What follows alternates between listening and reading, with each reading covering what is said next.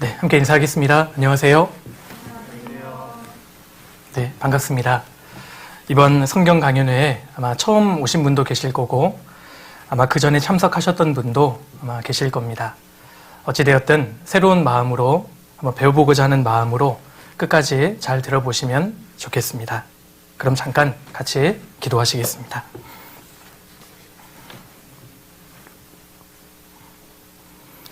살아계신 하나님 감사합니다. 저희에게 성경을 주시고 또 하나님 말씀인 성경을 배울 수 있는 기회를 주신 것 참으로 감사드립니다.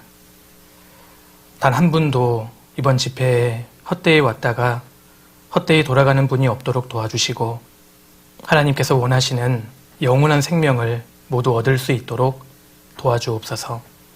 이번 집회의 시종을 오직 주 성령께만 의지합니다. 저희를 언제나 사랑하시는 예수님 이름으로 기도드렸습니다. 아멘. 예, 같이 성경 찾겠습니다. 구약 성경 시편 28편입니다. 시편 28편 5절입니다. 성경을 가져오지 못하신 분들은 앞에 화면에 성경을 그대로 옮겨놨으니까 참고하시면 되겠습니다. 시편 28편 5절. 저희는 여호와의 행하신 일과 손으로 지으신 것을 생각지 아니하므로 여호와께서 저희를 파괴하고 건설치 아니하시리로다. 이 말씀은 사실 아주 중요한 말씀이라고 할 수 있습니다. 이 말씀에서 저희는 악인을 가리킵니다. 하나님이 보시는 악한 사람의 특징을 아주 잘 설명하고 있는 말씀이라고 할 수 있습니다. 저희는 여호와의 행하신 일과 손으로 지으신 것을 생각지 아니하므로, 악인의 두드러진 특징은 생각하지 않는 것, 무관심입니다. 이들은 하나님께서 창조하신 일, 그리고 하나님께서 역사 속에서 하신 일에 대해서 생각하지 않아요. 관심을 갖지 않습니다. 결국 이들은 하나님께 멸망을 당하고 말죠. 우리가 살고 있는 이 시대는 21세기입니다. 학자들은 각 시대마다 사람들의 특징이 있다고 말해요. 그것을 어려운 말로 21세기 인간의 정체성이다 라고 표현합니다. 잠깐 자료 보실까요? 21세기 인간의 정체성. 각 사람마다 특징이 있는데 도대체 우리 시대 사람들은 인생의 목적을 어디에다 두고 살아갈까요? 학자들은 우리 시대를 오락의 시대다 라고 표현합니다. 사람들은 오락의 인생의 목적을 두고 시간과 노력을 허비한다는 겁니다. 우리 시대 대부분의 사람들은 오락에 빠져 있어요. 오락의 도구는 아주 다양하죠. TV, 컴퓨터, 스마트폰, 게임, 노래방, 영화, 스포츠, 연예인, 성문화, 음주, 도박. 가만히 보면 사람들은 열심히 돈을 벌어서 그리고 열심히 공부해서 그 돈과 시간을 오락하는 데 허비하더라는 겁니다. 그런데 재미있는 것은 이 오락이라는 단어 자체가 아주 다른 의미를 갖고 있어요. 접두어 A는 무엇이 없다는 의미고요. 여기 뮤즈는 골똘히 생각하다, 사색하다는 의미를 갖고 있습니다. MENT는 명사형 어미죠. 그러니까 오락은 생각이 없다는 뜻이에요. 그러니까 우리 시대는 오락의 시대인데 결국은 생각이 없는 시대라는 의미를 갖고 있습니다. 우리 시대는 무관심의 시대예요. 사람들은 이 세상을 살면서 생각해야 할 것이 있고 생각하지 말아야 할 것이 있습니다. 관심을 둬야 할 것이 있고 관심을 두지 말아야 할 것이 있죠. 그런데 이 둘을 구분하지 않는 시대가 우리 시대예요. 우리는 얼마나 생각이 없는 시대를 살고 있는지 아십니까? 잠깐 앞에 보시죠. 불과 몇 년 전에 그 학교 교실의 모습입니다. 학생들 눈동자가 살아있죠? 보셔요. 근데 우리 시대 오늘날의 교실은 어떻습니까? 눈동자가 보이질 않아요. 그죠? 요즘에 지하철 타면 참 문제입니다. 사람들이 하나같이 스마트폰만 보고 있어요. 생각이 없어요. 아주 유명한 사진작가의 작품입니다. 요즘 사람들은 전자장비에 자기의 영혼을 다 빨려 들어가고 있는 거예요. 생각이 없는 시대. 인생을 살면서 우리는 많은 문제를 경험합니다. 그런데 많은 문제가 발생하는 원인이 뭔지 아세요? 마땅히 생각해야 할 것을 생각하지 않기 때문입니다. 여러분, 학생은 어디에다 관심을 둬야 돼요? 공부하는 거에. 직장인은 출근하면 어디에 관심을 둬야 되죠? 일하는 거에. 퇴근하면 가정을 돌아보는 데 관심을 둬야죠. 그런데 많은 사람들이 자기가 처한 시간대에, 위치에 마땅히 생각해야 할 것을 생각하지 않기 때문에 많은 문제가 발생해요. 여러분 기억하셔야 합니다. 아무런 생각 없이 살면 결과는 크게 두 가지예요. 첫 번째, 나중에 뼈저리게 후회하고요. 두 번째, 심지어 죽을 수도 있습니다. 제가 한 사람을 소개해 드리겠습니다. 여러분 이 사람이 누군지 아셔요? 제가 시작부터 너무 많은 기대를 하고 있어요. 1939년부터 45년까지 2차 세계대전이 발발했습니다. 그 2차 세계대전을 야기한 국가가 독일이죠. 그런데 그 독일의 그 당시의 수상이 그 유명한 히틀러입니다.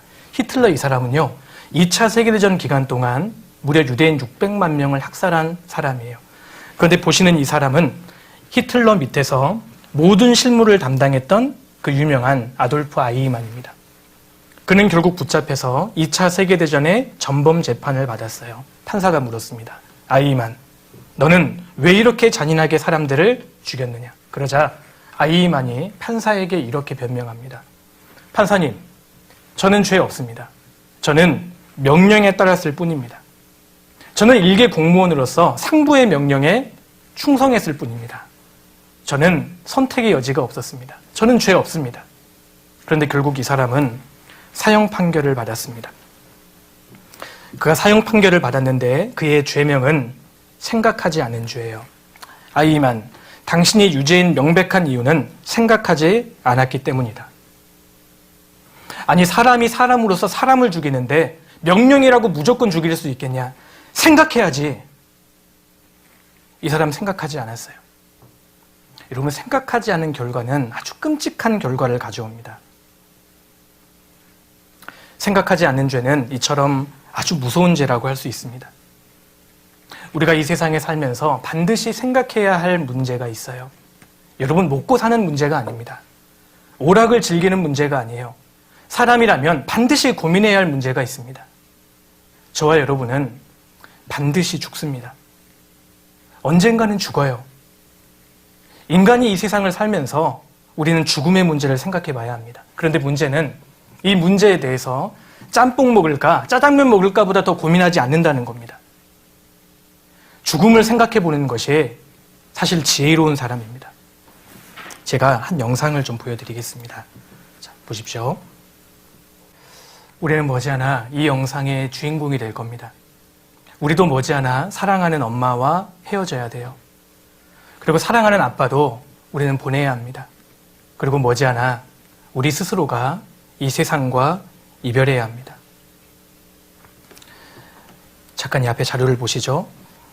시한부 인생을 사는 말기암 환자들이 갖는 7가지의 질문이 있대요. 먼저, 도대체 인간이란 무엇인가? 그리고 나는 어디서 왔다가 어디로 가는가? 도대체 죽음은 어떻게 오는가? 그리고 죽는다는 것은 무엇일까? 죽음 후에는 정말 내세가 있을까? 천국과 지옥입니다. 그리고 차가운 땅 속에 묻힌 후 그 다음에는 도대체 어떻게 되는가? 신은 정말로 있는가? 만약 병원에 갔는데 의사 선생님이 여러분에게 아이고, 당신 말기암 환자입니다. 이제 길어도 한 달밖에 살지 못합니다. 라는 말을 듣는다면 여러분 마음이 어떠시겠어요? 아마 기분이 너무 좌절감에 휩싸일 겁니다. 그리고 남은 한 달간 무엇을 정말 고민할까요? 많은 사람들이 이 말을 들으면 자신이 살아왔던 삶의 패턴을 한순간에 바꿔버린대요. 그리고 한 달간 고민하기 시작합니다. 과연 죽음 이후에, 죽음 건너편에 무엇이 있을까? 정말 천국이 있을까?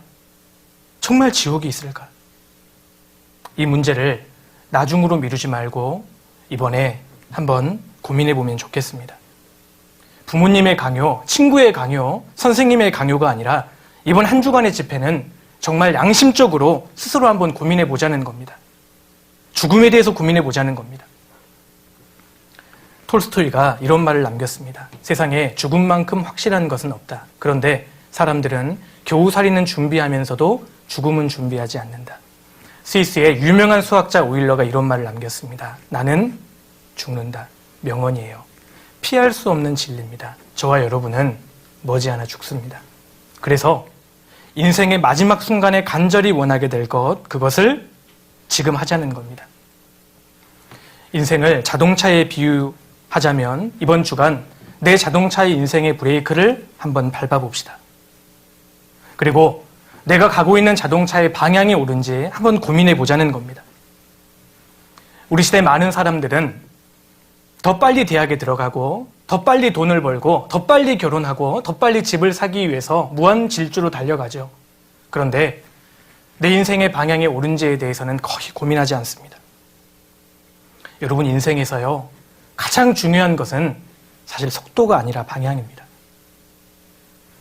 치매에 걸린 한 아주머니가 침대에 앉아 있습니다.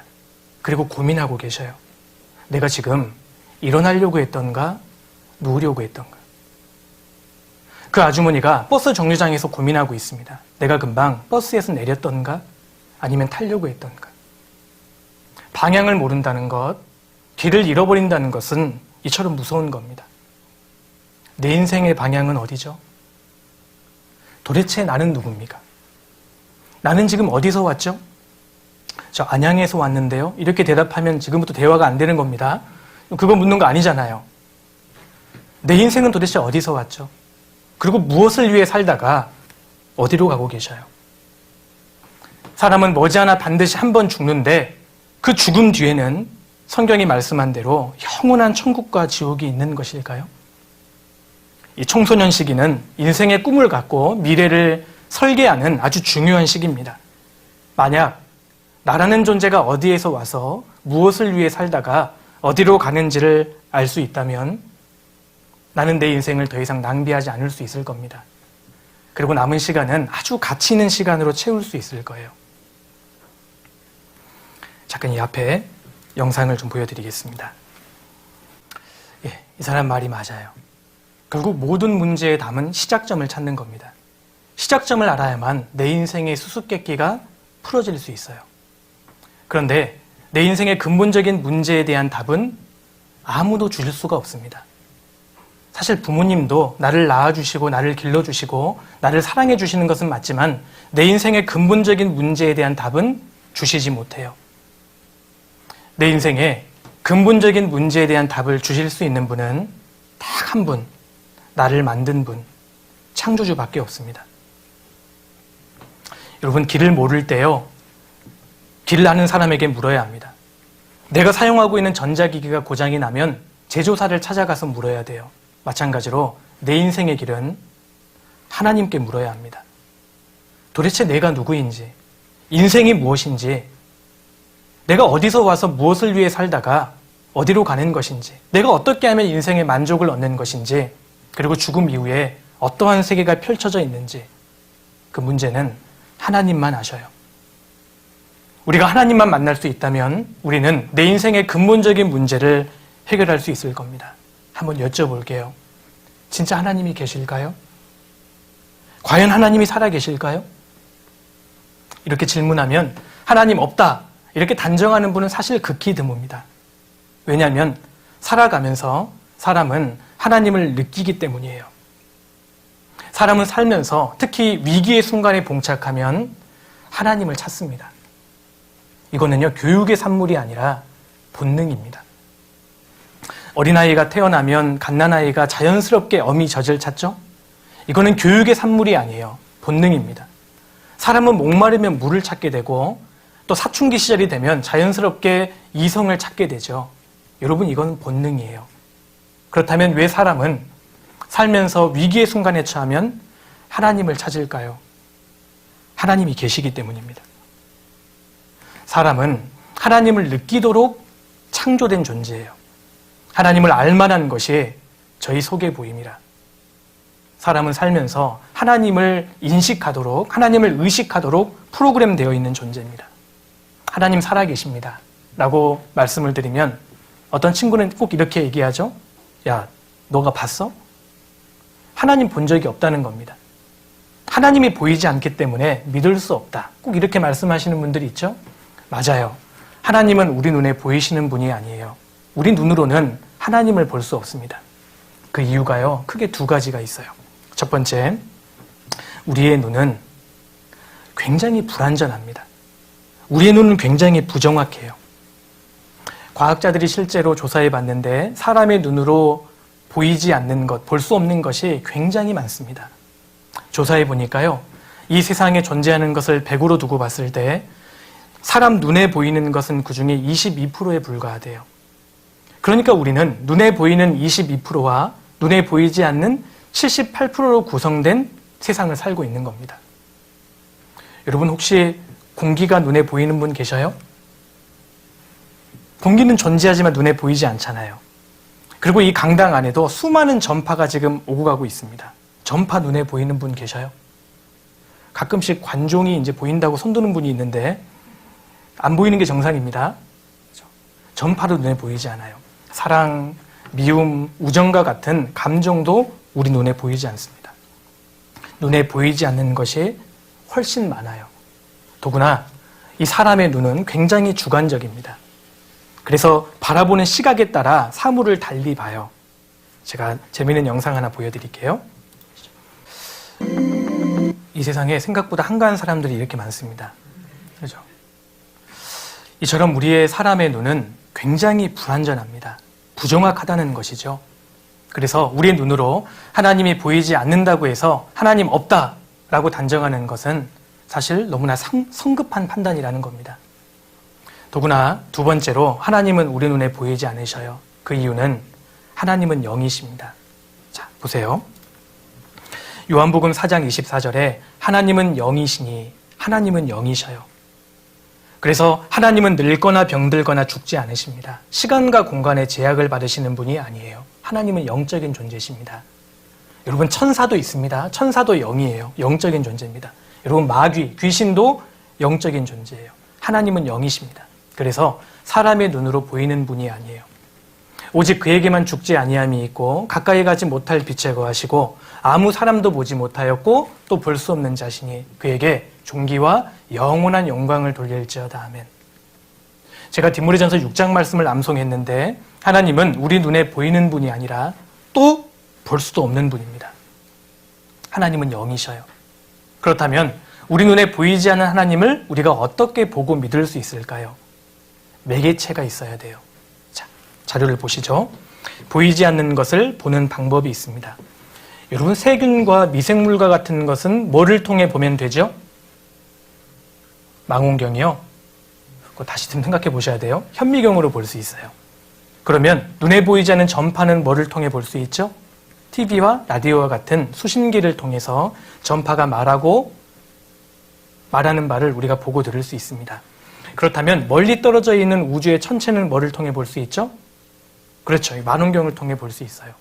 그렇다면 영이신 하나님, 우리 눈에 볼 수 없는 하나님은 무엇을 통해 볼 수 있을까요? 성경입니다. 하나님을 알고 믿을 수 있는 매개체가 바로 성경이에요.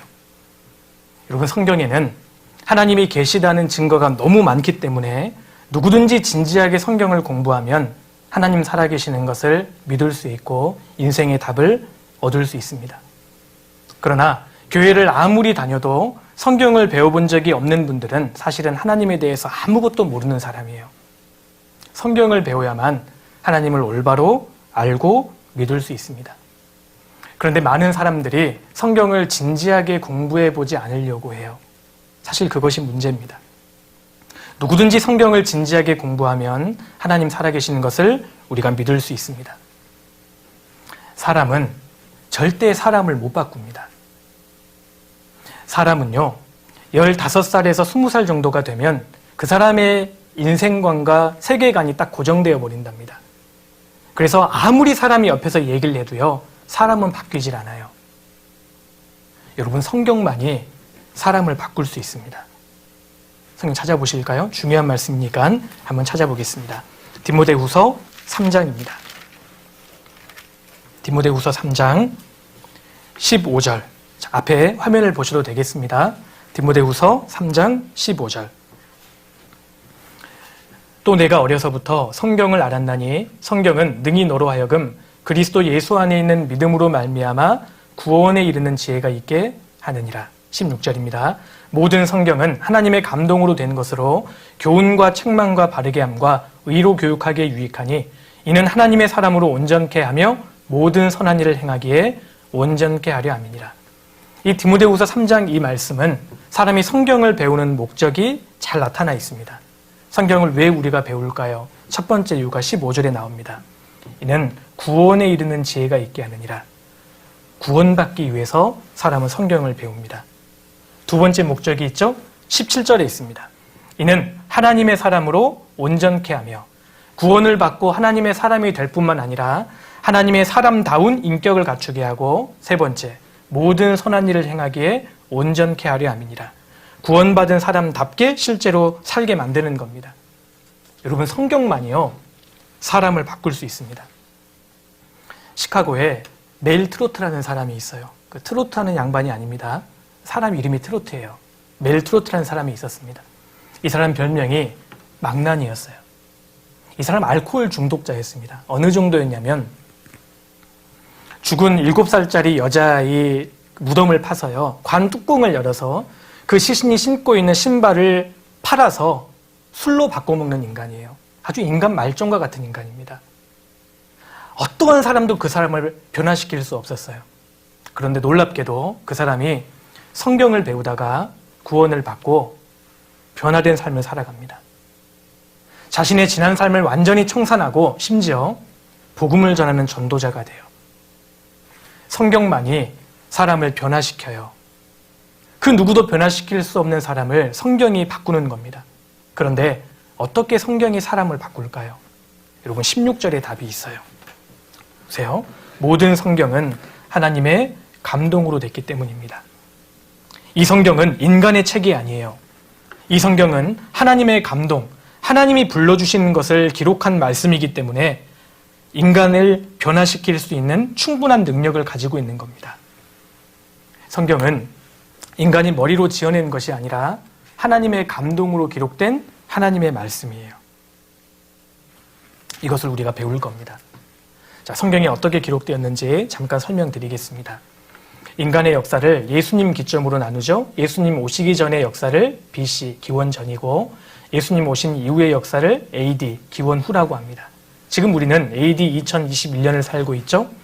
성경은 BC 1500년 전부터 AD 100년까지 무려 1600년간이라는 기간 동안 성경이 기록됐어요. 지금을 기준으로 보면 무려 3500년 전에 성경이 기록되기 시작해서 1900년 전에 완성된 책이 성경입니다. 예수님 오시기 전에 기록된 성경을 구약 성경이라고 하고 39권입니다. 예수님 오신 이후에 기록된 성경을 신약 성경 27권이에요. 외우기 쉽죠? 39, 27. 그래서 교회 다니시는 분들 핸드폰 뒷자리가 3927이 많아요. 제 통장 비밀번호가 아닙니다. 시도해보지 마세요. 그런데 놀랍게도 성경의 내용을 읽어보면 1600년간 성경이 기록될 당시의 역사뿐만 아니라 인간 역사의 시작부터 인간 역사의 마지막까지를 그대로 기록하고 있어요. 그리고 기록된 대로 이루어지고 있다는 겁니다. 성경을 기록한 사람은 유대인 40명이고 장소도 각기 다릅니다. 이 사람들은 왕, 의사, 학자, 어부, 세리 등 다양한 직종에 종사하고 있었고, 여러분, 가문이 이어가면서 성경을 기록한 게 아닙니다. 전혀 모르는 사람들이 전혀 모르는 장소에서 성경을 기록했는데 놀라운 것은 성경을 한 권으로 딱 모아보니까 마치 한 사람이 기록한 것 같아요. 놀라운 통일성을 가지고 있다는 겁니다. 이렇게 다양한 사람이 성경을 손으로 받아 기록했습니다. 히브리어, 구약 성경은 히브리어로 기록이 됐고 신약 성경은 이렇게 헬라어로 기록이 됐어요.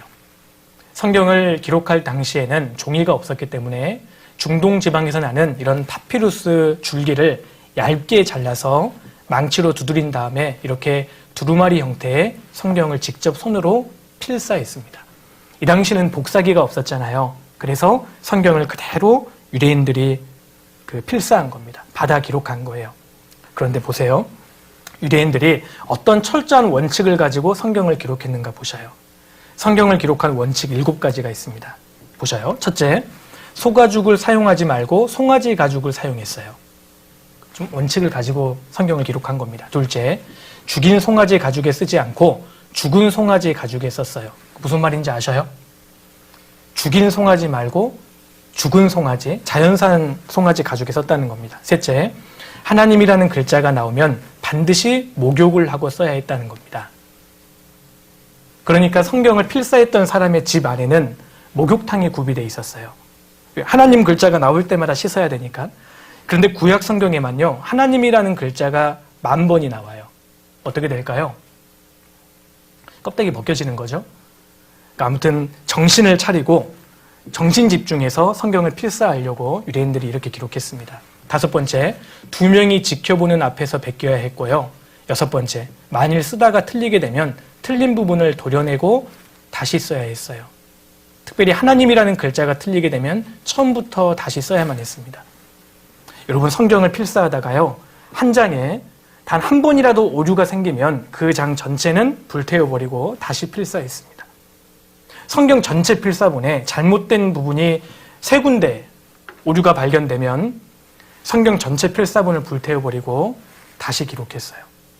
다시 말해, 창세기부터 말라기까지 다 기록했는데 잘못된 부분이 3부분 발견됐어요. 그러면 창세기부터 다시 필사했습니다. 이미 기록한 것은 불태워버리고. 유대인들은 엄청난 원칙을 가지고 성경을 필사했어요. 그 결과 우리에게까지 성경이 완벽하게 보존될 수 있었던 겁니다. 자, 자료 보셔요. 이렇게 성경을 필사한 겁니다. 그런데 지금의 AD 2021년도에 살고 있잖아요. 구약 성경은 BC 1500년 전부터 BC 400년까지 기록됐고, 신약 성경은 예수님 오신 이후에 AD 100년까지 기록됐습니다. 여러분, 신약 성경은 워낙 많은 사본이 있기 때문에 신약의 내용이 변경되었을 거라고 주장하는 사람들이 있을 수 없어요. 근데 문제는 구약 성경이었습니다. 왜냐하면 최근까지만 해도 가장 오래된 구약의 사본이 AD 900년경의 맞소라 사본이었습니다. 그래서 성경을 믿기 싫어하는 사람들이 어떠한 주장을 폈냐? 성경이 BC 400년경에 완성되고 무려 1300년 기간 동안 사본이 발견된 게 없잖아요. 그러니까 후대 사람들에 의해서 성경이 변경되지 않았을까? 이에 대해서 온갖 억측과 추측이 제기됐습니다. 성경이 너무 맞아떨어지니까 후대 사람들이 유리하게 성경을 편집했을 거다, 수정했을 거다, 그런 비판이 많았어요. 그런데요, AD 1947년도에 이스라엘 쿰란 동굴에서 사해사본이 발견돼요. 놀랍게도 사해사본을 조사한 결과 1300년간 성경이 변경되지 않았을까라는 비판이 사라져버립니다. 왜냐하면 발견된 사해사본을 조사해 보니까요, 무려 BC 200년경의 사본이라는 게 밝혀져요. 그러니까 성경을 조금이라도 아는 사람들은 여기에 주목하기 시작했습니다. 과연 성경이 변경되지 않았을까? 사본의 역사를 무려 1100년 앞당겨 버리는 거잖아요. 철저하게 조사하기 시작했습니다. 대조해 본 결과 성경의 내용은 전혀 변하지 않았다는 것이 밝혀졌어요. 여러분, 이게 이스라엘 쿰란 동굴입니다. 여기에서 다량의 항아리들이 발견됐는데 이 항아리 속에서 구약 성경, 창세기부터 말라기까지 에스더 성경을 제외한 구약 성경 사본이 발견된 겁니다. 이 두루마리 성경을 복원해서 대조를 했어요. 자, 그 결과죠. 성경이 후대의 몇몇 사람들에 의해 고쳐진 것이 아닌가 하는 의혹이 불식되다. 사해사본이 발견된 이후에 성경이 후대 사람들에 의해서 고쳐졌을 것이다, 편집되었을 것이다 라는 주장을 이제 제기하지 못한다는 겁니다. 성경은 완벽하게 보존되었고 우리 앞에까지 전해 내려온 거예요. 여러분, 성경의 맨 마지막 성경이 요한계시록 22장입니다. 여기에 이런 내용이 있죠. 내가 이 책의 예언의 말씀을 듣는 각인에게 증거하노니 만일 누구든지 이것들 외에 더하면 하나님이 이 책에 기록된 재앙들을 그에게 더하실 터이요, 만일 누구든지 이 책의 예언의 말씀에서 제하여 버리면 하나님이 이 책에 기록된 생명나무와 및 거룩한 성의 참여함을 제하여 버리시리라. 성경은 마침표가 찍혀 있어요. 성경은 완성된 책입니다. 그리고 어느 누구도 더하거나 뺄 수 없어요. 만약에 이 책의 내용 중에 하나라도 더해버리면 모든 재앙들을 그에게 더하실 것이다. 반대로 하나라도 제하여 버리면 그 사람이 하나님 나라, 천국에 오는 것을 그 명단에서 제해버릴 것이다. 성경은 완성된 책입니다. 마침표가 찍혀 있어요. 그리고 우리 앞에까지 놀랍게도 완전하게 보존된 겁니다. 세계 판매 1위의 인쇄물 성경. 우리나라에서 가장 많이 팔린 책입니다. 성경이에요. 세계에서 가장 많이 팔린 책 성경입니다. 세계에서 가장 널리 배부된 책, 물론 성경이죠. 성경이 몇 개 언어로 번역됐는지 보셔요. 2377개, 2005년 신문입니다. 여러분 2013년도에는 2551개, 재작년 말에는 3391개의 언어로 성경이 번역됐습니다. 현재 유엔에서 인정하는 나라의 수가 270개니까 사실상 모든 나라의 말로 번역됐다고 할 수 있어요. 그리고 지난 50년 동안 가장 많이 읽힌 책 역시 성경입니다. 보통 책은요, 특정한 사람이나 계층, 특정한 시대에만 영향을 미쳐요. 그런데 성경은 시대와 인종과 국가와 민족과 연령과 성별을 초월해서 보편적인 공감대를 줍니다. 보편적인 공감대를 형성하고 있는 책이 성경이에요. 자, 보세요. 1000년간 100대 사건 1위는 성경 인쇄입니다. 라이프지에서 선정했어요. 가장 중요한 사건으로는 구텐베르크의 성경 인쇄입니다. 여기 알프레드 노벨의 다이너마이트 발명이 63이고요. BTS의 다이너마이트 아닙니다. 집중하셔요. 그리고 커피가 78위, 코카콜라가 소개된 것이 82위. 아무런 의미 없습니다. 그냥 참고하시라고 읽어드린 거예요. 그렇죠? 근데 성경은 엄청난 영향력을 가지고 있는 책입니다. 그렇다면요, 왜 성경이 하나님의 말씀일까요? 사실 이유는 간단해요. 하나님이 불러주신 것을 사람이 그대로 기록했기 때문입니다. 자, 여기 한번 보셔요. 성경에 하나님이 가라사대 하나님이 말씀하신다라는 표현이 3800번 이상 등장합니다. 대표적으로 몇 구절 한번 찾아보죠. 예레미야 30장 한번 찾아보겠습니다. 예레미야 30장.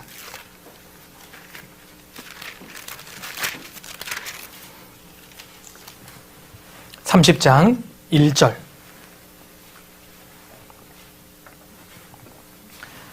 여호와께로서 말씀이 예레미야에게 임하여 이르시니라.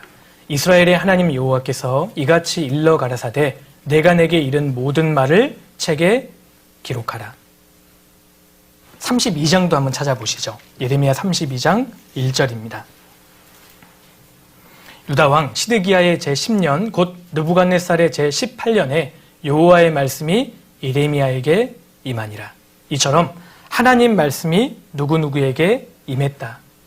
하나님이 가라사대, 이런 표현이 성경에 3800번 이상 등장한다는 겁니다. 호세아 1장 1절에도 호세아에게 임한 여호와의 말씀이라. 하나님은 사람에게 불러주셨고 사람은 하나님 말씀을 그대로 기록한 거예요. 그래서 베드로후서 1장 21절에 예언은 성경입니다. 성경은 언제든지 사람의 뜻으로 낸 것이 아니요 그랬죠. 사람의 뜻으로 낸 것이 아니라는 말은 사람의 상상력이 아니라는 뜻입니다. 사람의 상상력이 아니요, 오직 성령의 감동하심을 입은 사람들이 하나님께 받아 말한 것입니다. 사람의 뜻이 아니라 하나님 말씀을 그대로 받아쓰기 했다, 그 말이에요. 자, 만약에요, 사람이 상상력을 동원해서 지어서 기록했다면 증거가 있을까요, 없을까요? 증거가 없겠죠? 반대로 하나님 말씀을 그대로 받아 기록했다면 증거가 있을 거예요. 다시 말해, 증거가 존재한다면 누가 살아계시는 겁니까? 하나님이 살아계시는 겁니다. 여러분, 성경에는 참 많은 증거가 존재합니다. 하나님이 살아계신다는 증거가 너무 많아요. 여러분, 사람들이 가지고 있는 모든 책은 사실 저자의 수준과 인격을 반영합니다. 아마 여러분들도 대학 교수가 쓴 글과 유치원생이 쓴 글이 있는데 필체는 같아요. 읽어보면 이 글은 대학 교수가 쓴 글이고 이 글은 유치원생이 쓴 글인 거 알 수 있죠. 그러니까 쉽게 알 수 있습니다. 모든 사람의 글에는 그 쓴 사람의 인격과 수준을 반영해요. 자, 예를 들어서 보세요. 사랑하는 어머니께 엄마 안녕하세요. 저 하나밖에 아들 창민이에요. 중간에 많은 게 생략되어 있는 것 같죠? 저는 엄마가 제가 원하는 것 다 해주시고 놀아주시는 엄마가 너무 자랑스러운 점이 제 장점이에요. 무슨 말인지는 알겠죠? 그죠? 다른 애들은 나를 부러워해요. 너무 잘 놀아줘서 말이에요. 이것으로 저는 너무 만족하고 감사할 뿐이에요. 앞으로도 잘할게요. 엄마 사랑해요. 이거 초등학생이 썼을 것 같아요? 대학생이 썼을 것 같아요? 만약에 대학생이 썼다면 잘 보살펴줘야 돼요. 그죠? 읽어보면 알잖아요. 그런데 보세요. 필체는 같은데 사랑하는 남편에게 벌써 20년이 되었네요. 사고로 남편 먼저 보냈을 때 하늘 무너지는 것 같았어요. 밤이 되면 아이들을 재우고 살아생전 부르던 남편 생각이 나서 말없이 울었습니다. 없는 살림에 혼자 자식들과 살 생각하니까 참 기가 막히더군요. 밥 달라는 자식 굶길 수 없어 살다 보니까 보고 싶은 마음 지금 여기까지 왔습니다. 여보, 나 당신 얘들 다 결혼시켰습니다. 고생했다고 한 번만 말해줘요. 오늘따라 당신이 너무 보고 싶어요. 여러분, 필체는 같아요. 근데 누가 쓰셨을까요? 여러분, 76 대신 최종의 할머니가 썼어요. 이처럼 우리가 글을 읽어보면 필체는 같은데 그 사람의 수준과 인격을 알 수 있잖아요. 성경이 그러합니다. 성경을 읽어보면 이게 정말 창조주 하나님의 글인지 아니면 사람이 상상력을 동원해서 지어 쓴 글인지 우리는 금방 알 수 있어요. 놀랍게도 성경을 공부하다 보면 계속 사실이 나옵니다. 성경을 캐면 캘수록 사실이 나와요. 만약에 성경 내용 중에 맞는 게 있고 안 맞는 것도 있다면 우리 성경 안 들어오셔도 됩니다. 이거 하나님 말씀 아니에요. 그런데 반대로 성경을 공부하는데 계속 사실만 나온다면 우리는 이 성경이 하나님 말씀이라는 것을 인정할 수 있습니다. 탄광을 캐면 캘수록 석탄이 나오죠. 금광을 캐면 캘수록 금이 나옵니다. 성경을 캐면 캘수록 사실이 나와요. 자, 이게 한번 앞에 보시겠어요? 여러분, 성경에 진리입니다. 아버지의 말씀은 진리니이다 라고 예수님 말씀하셨는데, 여러분, 진리라는 말은요, 사실이라는 뜻이에요. 팩트입니다. 거짓이 아니라 성경은 진리예요. 여러분, 그런데 어떤 아무 주장도 무조건 진리라고 그렇게 인정해 줄 수 없습니다.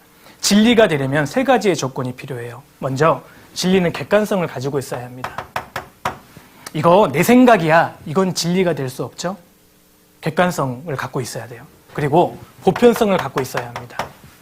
어느 사람이나 인정할 수 있어야 돼요. 그게 진리입니다. 그리고 타당성을 가지고 있어야 돼요. 여러분, 이게 사실이라는 근거가 있어야 한다는 뜻입니다. 그래서 객관성, 보편성, 타당성을 가지고 있어야 우리는 진리라고 인정할 수 있어요. 성경의 내용을 크게 네 가지로 구분해 볼 수 있습니다. 먼저 성경에는 영혼의 존재에 대해서 기록되어 있어요. 하나님도 영이시라고 말씀드렸습니다. 마귀와 천사도 영이에요. 여러분, 사람에게도 영혼이 있다고 성경은 말씀합니다. 그리고 두 번째로 성경은 영원한 세계에 대해서 말씀하고 있습니다. 이 세상이 전부가 아니라 죽음으로 끝나는 것이 아니라 사람에게는 영원한 세계, 천국과 지옥이 있다라고 성경은 말씀하고 있어요. 그런데 문제는 이 두 가지는 사람의 눈에 보이지 않잖아요. 그래서 사람들이 이 두 가지는 좀처럼 믿으려고 하지 않습니다. 그래서 하나님께서 누구도 부인할 수 없는 사실을 성경은 두 가지 담아두셨어요. 그것이 바로 창조의 사실과 역사의 사실입니다. 창조와 역사는 사람의 눈으로 볼 수 있는 사실들이에요. 그래서 눈으로 확인할 수 있는 것을 통해서 눈에 보이지 않는 것을 믿게 하신 겁니다. 성경에 진리가 기록되어 있어요. 제가 예를 들어볼게요. 여러분, 구약 성경이 총 39권입니다. 근데 39권을 내용적으로 구분해 보면 17, 5, 17로 구분해 볼 수 있어요. 여러분, 17은 구약 성경의 역사서입니다. 5권은 시가서예요. 그리고 마지막 17권은 예언서입니다. 역사와 관련되어 있어요. 그러니까 구약 성경에만 역사와 직간접적으로 관련 있는 게 무려 34권입니다. 성경에 왜 이렇게 역사가 많이 기록되어 있죠? 역사만큼 객관성, 보편성, 타당성을 갖는 것이 없기 때문이에요. 우리가 성경을 공부하다 보면 성경이 사실이라는 것을 알 수 있습니다. 우리는 이번 한 주간 성경을 공부하게 될 겁니다. 그리고 성경을 배워본 다음 성경이 정말 사실이라면 하나님 살아계시는 것을 인정하셔야만 해요. 반대로 성경에 잘못된 내용이 한 가지라도 발견된다면 하나님 안 계신 겁니다. 그러니까 여러분들께서 성경을 하나님을 믿기 싫으시다면 성경에서 단 하나의 거짓말을 발견하시면 돼요.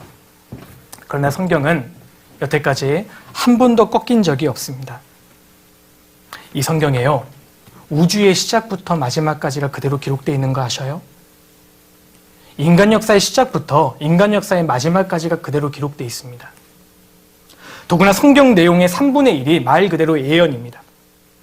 예언은 아직 이루어지지 않는 일을 미리 기록한 거잖아요.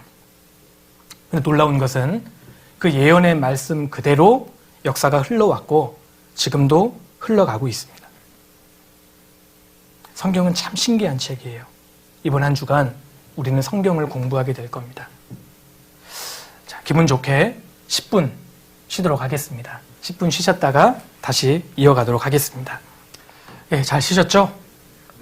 예, 성경 같이 한번 찾겠습니다. 창세기 1장입니다. 성경 맨 첫 구절을 찾겠습니다. 창세기 1장 1절입니다. 자, 앞에 화면을 보셔도 되겠습니다. 창세기 1장 1절 같이 한번 읽어보실까요? 태초에 하나님이 천지를 창조하시니라. 예, 성경의 맨 첫 구절은 하나님께서 천지를 창조하신 것으로 시작됩니다. 이 성경의 구절은 사실 아니면 거짓일 거예요. 그렇지 않겠습니까? 과연 사실일까요? 히브리서 3장 4절에 집마다 지은 이가 있으니 만물을 지으신 이는 하나님이시니라. 사실 성경은 아주 상식적인 이야기로 시작하고 있습니다. 여러분, 모든 집마다 지은 이가 있잖아요. 그것처럼 만물을 지으시는 있지 않겠어요? 성경은 아주 사실 과학적이고 논리적인 이야기로 시작하고 있습니다. 여러분, 개미집은 누가 만들었죠? 개미가. 그렇죠? 벌집은 누가 만들었어요? 벌이 만들었죠. 여러분, 개집은요? 이거 함정이었는데. 예. 개집은 사람이 만들었죠. 집마다 지은 이가 있어요. 여러분, 사람 집은 누가 만들었죠? 사람이 만들었어요. 고도화된 빌딩은 누가 만들었습니까? 사람이 만들었어요. 집마다 지은 이가 있잖아요. 그렇다면 우주는요? 지구는 누가 만들었을까요? 이건 저절로 되었을까요? 집마다 지은 이가 있으니 만물을 지으신 이는 하나님이시니라. 성경은 지극히 당연한 이야기로 시작하고 있습니다. 여기 강아지 인형이 있죠. 만든 사람이 있을 거예요. 로봇 강아지도 만든 사람이 있습니다. 그렇다면 진짜 강아지는요? 이건 저절로 되었을까요? 이 강아지 보셔요. 이게 저절로 되었겠어요? 여기 곰인형이 있습니다. 만든 사람이 있죠. 그럼 진짜 곰은요? 만든 누군가가 있지 않겠습니까? 사람이 만들기 불가능하다고 해서 저절로 되었다고 말할 수 있습니까? 성경은 사실 지극히 상식적인 이야기로 시작하고 있습니다. 자, 생명의 기원을 설명하는 두 가지의 이론이 있습니다. 도대체 생명의 기원, 이 모든 우주의 생명체, 지구에 있는 생명체, 저와 여러분은 어떻게 생성되었을까요? 이것을 설명하는 두 가지 이론이 있어요. 먼저 저절로 되었다는 겁니다. 저절로 되었어. 두 번째, 저절로 되지 않았다면 누군가 만들었겠죠? 창조되었을 거다. 여러분, 둘 중에 하나가 사실일 거예요. 그러지 않겠습니까? 저절로 되었다면 누군가 만든 거예요. 누가 만들었다면, 만들지 않았다면 저절로 된 거예요.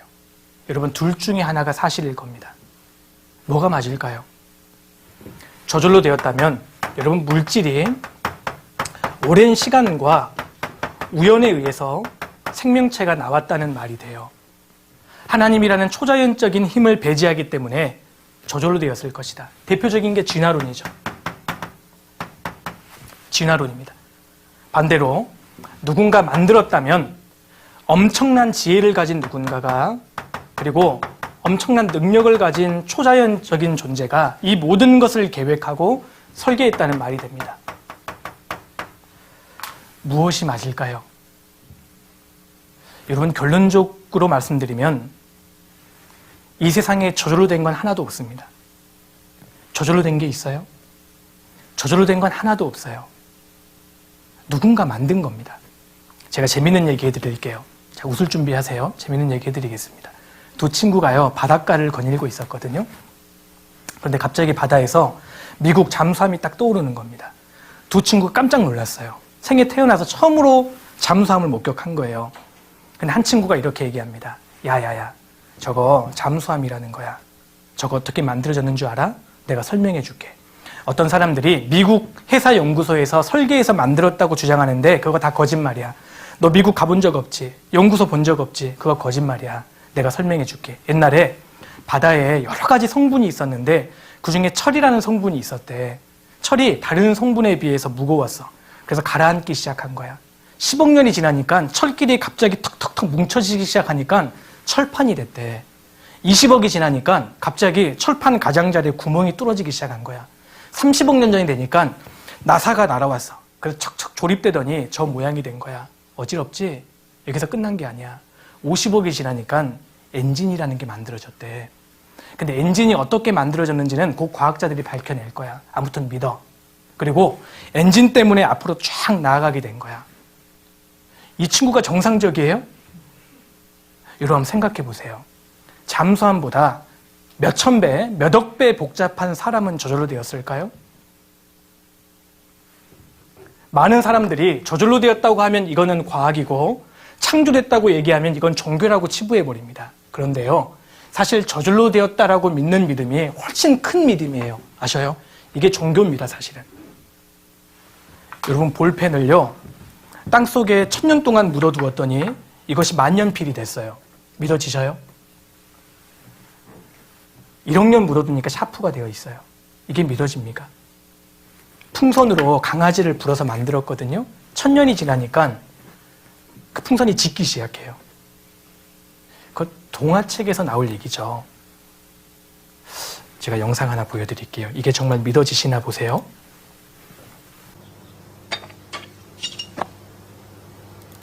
이거 정말 대단한 믿음입니다. 이게 믿겨지십니까? 이건 불가능한 거죠. 오늘날 진화가 불가능하다는 것이 밝혀집니다. 여러분, 절대 진화는 아니에요. 오늘날 진화가 무너지고 있습니다. 자, 앞에 잠깐 보셔요. 이 방에요, 미국의 전 대통령이죠. 트럼프 대통령 피규어를 딱 갖다 놨어요. 자, 문을 닫았습니다. 10년이 지났어요. 아무 사람도 출입하지 않았습니다. 문 열면 뭐가 있을까요? 지금 고민하는 분이 계시는데, 문 열면 피규어가 있죠. 다시 문을 닫았어요. 여러분, 만년이 지났습니다. 그 사이에 아무 사람도 출입하지 않았어요. 뭐가 있을까요? 피규어가 있겠죠. 다시 문을 닫겠습니다. 무려 100억 년이 지났어요. 뭐가 있을까요? 근데 문을 열었더니 갑자기 트럼프 대통령이 엄지척하고 있는 거예요. 사랑해요, 연애가 중계. 여러분, 이게 믿어져요? 오랜 시간이 지나면 이 물질이, 피규어가 생명체로 진화될 수 있습니까? 이건 영화 속에 나오는 얘기죠. 이건 동화책에 나올 법한 이야기예요. 그렇다면 이거 믿어지셔요? 아메바가 오랜 시간이 흘러서 사람으로 진화될 수 있습니까? 오늘날 이것이 불가능하다는 것이 밝혀집니다. 우리 시대에 DNA라는 것이 발견되었고 분자 생물학이 발달했어요. 그 결과 진화론이 무너지기 시작합니다. 여기 보셔요. 교과서에 볼 수 있는 거죠? 그렇죠. 이건 상상도입니다. 이건 과학이 아니에요. 상상도입니다. 첨단 현미경이 있었어도 다윈은 진화론을 폈을까? 당시에 생화학 지식이 전무했고 세포를 젤리 수준으로 착각했던 시기예요. 오늘날 생명체 DNA가 발견되면서 얼마나 복잡한지, 그래서 생명체는 진화될 수 없다는 것이 밝혀집니다. 제가 한번 예를 들어 볼게요. 여러분, 이런 폐차장에요, 갑자기 토네이도가 쫙 불어와서 이런 그 부품들이 저절로 조립되어서 근사한 자동차가 될 확률이 10의 9승분의 1이에요. 이거 가능해요? 불가능해요? 불가능하다는 뜻이에요. 지금 숫자 얘기 나오니까 벌써 지금 인상을 찡그리는 분이 계시는데, 여러분, 10개의 구슬 중에요, 무작위로 하나 뽑을 확률이 몇 분의 몇? 이거는 이제 할 수 있어요. 여기까지는 할 수 있어요. 그죠? 10분의 1이에요. 그런데요, 폐차장에 바람이 샥 불어와서 근사한 자동차로 자연스럽게 조립될 확률이 10의 9승분의 1이에요. 여러분, 이건 불가능하다는 얘기입니다. 그런데 여기 우주가 있는데요, 이게 우주라고 생각해 보겠습니다. 우주의 지름이 200억 광년이에요. 200억 광년이 빛이 똑딱 2초 만에요, 지구에서 달까지 갑니다. 그 어마어마한 속도로 200억 년 동안 갔을 때의 거리가 200억 광년인데 이것이 현재 밝혀진 우주의 지름입니다. 그런데요, 우주 저 끝에 있는 사람이 돌을 던졌는데요, 우주 이 끝에 있는 제가 갑자기 이 돌에 이마에 딱 명중할 확률, 조금 이해 안 되시나요? 우주 끝에 있는 사람이 돌을 던졌는데 우연히 제 이마에 딱 명중될 확률이 조사해 봤더니 10의 52승분의 1이에요. 가능해요, 불가능해요? 그럼 지구가 지금 움직이고 있는 거 아시죠? 지구가 태양 주위를 움직이고 있습니다. 그리고 태양도 다른 태양계를 중심으로 돌고 있는 거 아시죠? 우리 은하계가 지금 순환하고 있는데 우주 저 끝에 있는 사람이 돌을 던져서 우연히 내 머리에 이마에 명중할 확률. 제가 얼마나 순발력이 좋은 줄 아셔요? 제가 다 피할 수 있는데 딱 맞았어요. 그 확률이 10의 52승분의 1입니다. 불가능하다는 얘기예요. 그래서 수학자들은 확률적으로 10의 50승분의 1을 확률적으로 제로라고 얘기합니다. 일어날 수 없다는 거예요. 이것보다 확률이 더 줄어들면 그것은 말장난에 불과하다는 겁니다. 그런데 놀라지 마셔요. 사람 세포 있지 않습니까? 세포를 추출해서 거기 안에 있는 DNA 정보, 그 DNA가 우연히 분자 결합할 확률을 조사해 봤어요. 우연히 분자 결합해서 진화될 확률, 그걸 조사해 보니까요, 10의 87승분의 1이에요. 10의 87승분의 1. 가능하다는 거예요, 불가능하다는 거예요? 여러분, 불가능하다는 겁니다. 이루어질 수 없다는 거예요. 인체에 세포가 몇 개 있죠? 성인 남성 기준으로 70조 개가 있어요. 그러니까 다른 생명체에서 인간으로 진화되려면 10의 87승분의 1을 70조 번 곱해야 돼요. 이건 완전히 불가능하다는 겁니다. 우리 시대에 진화론이 무너지고 있어요. 불가능하다는 것이 밝혀집니다. 자, 자료 보십시오. 자연 상태에서 DNA를 포함한 세포가 우연히 형성될 확률을 조사해 봤더니 10의 16만 7,626승분의 1이에요. 불가능해요. 생명체의 복잡성, 진화론으로는 설명 못한다. 더구나 중간 단계의 화석이 발견된 예가 없습니다. 여러분, 교과서에 이거 보신 적 있으시죠? 이거 사실 다 거짓으로 밝혀졌습니다. 오스트랄로피테쿠스는 멸종된 남방 침팬지의 종류라는 것이라고 밝혀졌어요. 호모 에릭투스는 현존하는 원숭이와 다를 바 없다는 것이 밝혀졌고, 호모 사피엔스는 비타민 D가 부족한 관절염 환자라는 게 밝혀졌습니다. 크로마뇽이는 현생 인류와 다를 바 없다는 것이 밝혀졌어요. 중간 형태의 화석이 발견된 적이 없어요. 자, 오스트랄로피테쿠스, 진화론자들도 인류 기원과는 무관하다. 결론 내렸죠? 필트다우니는 70년 만에 날조되었다는 것이 밝혀집니다. 사람 두개골하고 오랑우탄 턱뼈로 조작해 놓은 거예요. 자바오니는 긴팔 원숭이였다는 것이 밝혀졌고, 네안데르탈인은 비타민 D가 부족한 곱주병 환자였어요. 인류의 조상과는 무관합니다. 크로마뇽이는 현대인과 같다. 중간 단계의 화석이 아니라는 겁니다. 지구상에 발견되는 수억 개의 화석이 오히려 반진화론, 진화론이 잘못되었다는 것을 확인해주고 있어요. 진화론의 핵심 연대의 오류가 속속 드러나고 있고, 심지어는 사람과 공룡이 함께 살았다는 증거가 너무 많이 발견되고 있어요. 여러분, 진화론에 의하면 사람은 신생대 말에 출현하기 시작합니다. 여러분, 공룡은요, 중생대 백악기예요. 무려 7천만 년 전이라는 갭이 있습니다. 진화론이 맞다면 사람과 공룡은 함께 살 수 없어요. 근데 지금 발견되는 화석과 지층은 사람과 공룡이 함께 살았다는 증거를 얘기해 줍니다. 진화론의 거장이 진화론을 비판합니다. 창조론 부인한 것 잘못했다. 인정했어요. 저명한 진화론자가 자기 고백을 했죠. 진화는 이론일 뿐 사실로 인식하는 것은 잘못됐다. 진화론은 죽었다. 진화론을 지지하는 과학적인 증거는 아무것도 존재하지 않는다. 미국 캔자스주에서는 교과서에서 진화론을 삭제하고 있습니다. 그 이유는 여기 보셔요. 진화론을 교과서에 실을 경우 학생들이 이론을 진실로 혼동할 수 있다는 거예요. 여러분, 진화론은 과학이 아닙니다. 이론이에요. 가설일 뿐입니다. 미국에선 지금 진화론이 서서히 깨어지고 있다. 근거 있는 잃어버린 진화론. 여러분 진화론은 잘못되었다라는 것이 우리 시대에 밝혀집니다. 로마서 1장을 찾겠습니다. 로마서 1장.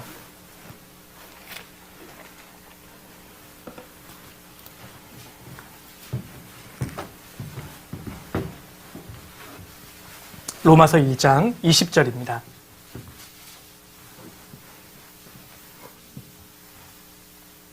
찾으셨으면 같이 한번 읽어보시겠습니다. 창세로부터 그의 보이지 아니하는 것들 곧 그의 영원하신 능력과 신성이 그 만드신 만물에 분명히 보여 알게 되나니 그러므로 저희가 핑계치 못할지니라. 자, 이 말씀 보세요. 창세로부터 그의 보이지 아니하는 것들, 하나님의 보이지 않는 것 뭡니까? 그의 영원하신 능력과 신성은 우리 눈에 보이지 않습니다. 여러분, 능력, 하나님의 능력은 눈에 보이지 않죠? 하나님의 신성, 영어로 Godhead입니다. 신적인 지혜예요. 하나님의 지혜도 눈에 보이지 않죠? 그런데 그 만드신 만물에 분명히 보여 알게 되나니 그러므로 저희가 핑계치 못할지니라. 하나님 없다라고 핑계할 수 없다는 겁니다.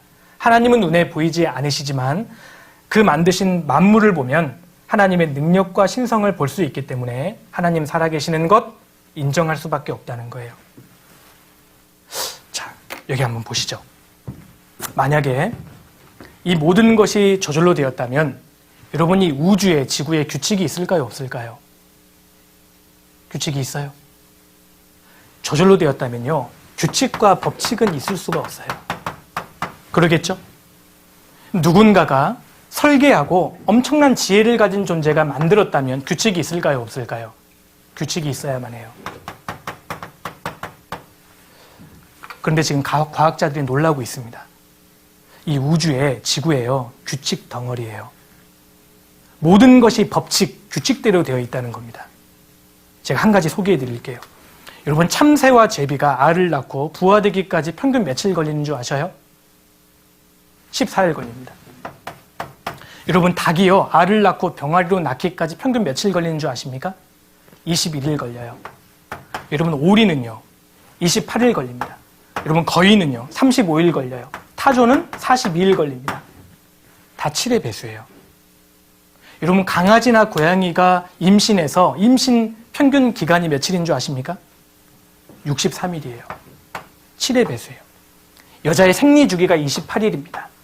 여자의 임신 기간이요 280일이에요. 다 하나같이 7의 배수로 되어 있어요. 진화론자들이 설명을 못합니다.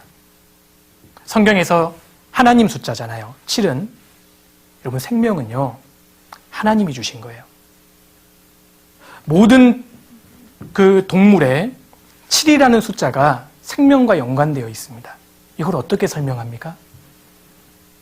하나님이 창조하신 겁니다. 과학자들이 조사했는데요. 놀라버립니다. 피보나치 수열이라고 들어보셨어요? 한 수학자가 꽃잎 개수를 조사하다가 놀라운 법칙을 발견해냅니다. 1대 1.618이에요. 황금 비율이에요. 제가 보여드릴게요. 자, 여기 보시죠. 피보나치라는 수학자가 꽃잎 개수를 이렇게 조사하다가 일정한 법칙을 발견해냅니다. 꽃잎 개수가 이렇게 되어 있다는 거예요.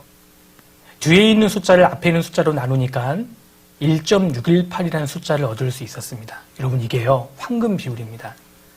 그래서 그리스의 신전도 1대 1.618로 만들어져 있고요. 우리가 사용하는 카드도 1대 1.618이에요. 이렇게 되어 있어야 편리합니다. 도요타의 로고도 1대 1.618로 되어 있고 여러분 벤츠의 로고도 1대 1.618이에요. 그래서 모나리자도 1대 1.618입니다. 그래서 사람들이 모나리자를 보면 묘한 매력에 빠지는 거예요. 사람은 하나님이 창조하신 세계 속에 살고 있습니다.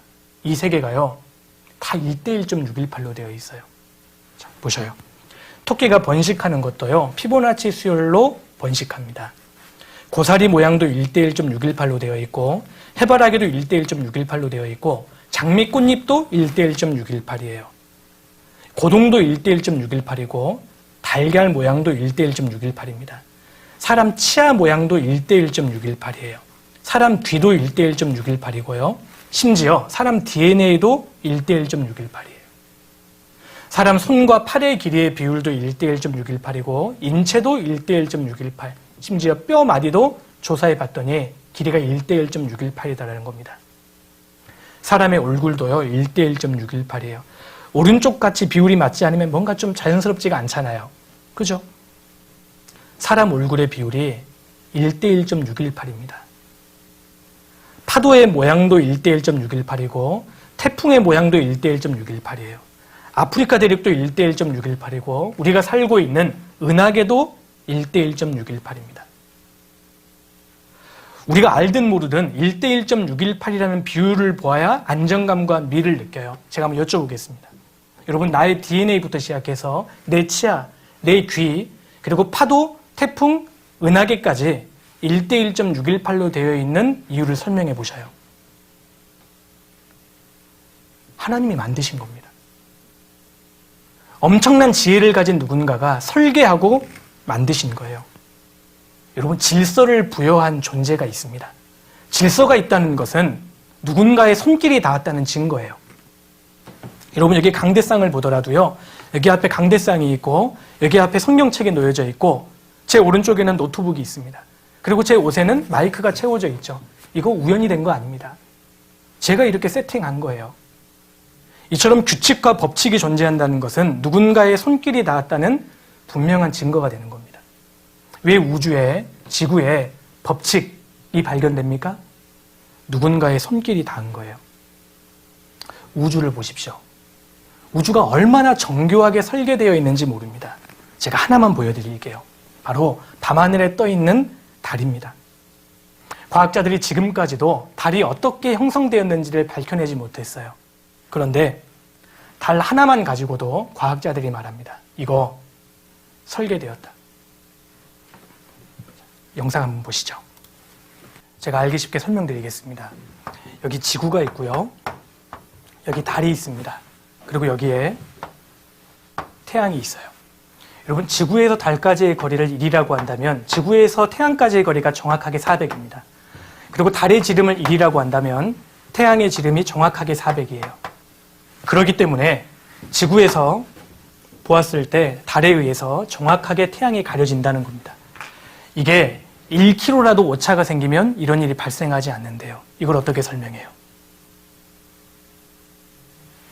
이게 만약에 우연이라면 확률은 제로다. 과학자들이 얘기합니다. 이거 누군가 설계했다.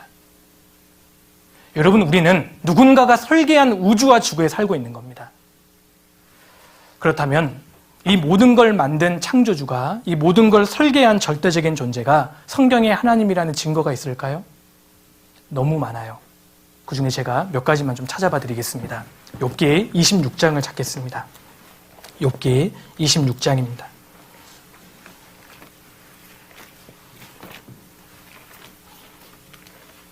욥기 26장 7절입니다. 앞에 화면을 보셔도 되겠습니다. 하나님은 북편 하늘을 허공에 펴시며 땅을 공간에 다시며. 여러분, 이 구절이 정말 놀라운 구절입니다. 하나님께서 땅을 공간에 달아 놓으셨대요. 고대인들의 우주관은 이러했습니다. 옛날 사람들은 지구가 이렇게 쟁반같이 생겼기 때문에 너무 멀리 가면 떨어져 버린다고 생각했어요. 갈대아인들은 태양이 이 구멍에서 나와서요, 저 구멍으로 들어간다고 믿었습니다. 이집트인들은 별들이 가느다란 실에 매달려 있다고 믿었어요. 이런 미개한 우주관을 갖고 있었습니다. 그리스인들은 이렇게 그 지구가 생겼다고 믿었고, 인도인들은요, 맨 밑에 구렁이가 받치고 있고 그 위에 거북이, 그리고 4마리의 코끼리가 육지를 받들고 있다고 믿었습니다. 그래서 코끼리가 힘들 때 아이고 다리야 할 때마다 지진 난다고 믿었어요. 이런 미개한 우주관을 갖고 있던 시대에 하나님께서는 지금으로부터 3,500년 전에 욥을 통해서 이렇게 말씀하십니다. 그는 땅을 공간에 달아 놓으셨어요. 여러분, 영어로 보면은요, He hangs, 걸어 놓으셨죠? The earth on nothing입니다. 지구를 아무것도 없는 공간에 걸어 놓으신 거예요. 맞지 않습니까? 그가 땅을 공간에 다시며 세월이 지나 보니까 성경이 맞았어요. 여러분, 이 사실을 밝혀낸 것은 사실 현대과학입니다. 얼마 되지 않았어요. 더 놀라운 것은 그는 북편 하늘을 허공에 펴시며 그랬죠. 이 말씀도 오랜 기간 동안 사람들이 무슨 의미인지를 몰랐습니다. 왜냐하면 밤하늘에 그 동서남북 어디를 보더라도 별들로 가득하잖아요. 그런데 이 말씀은 북쪽의 하늘이 허공이라는 겁니다. 별이 없다는 거예요. 1981년도 중앙일보죠.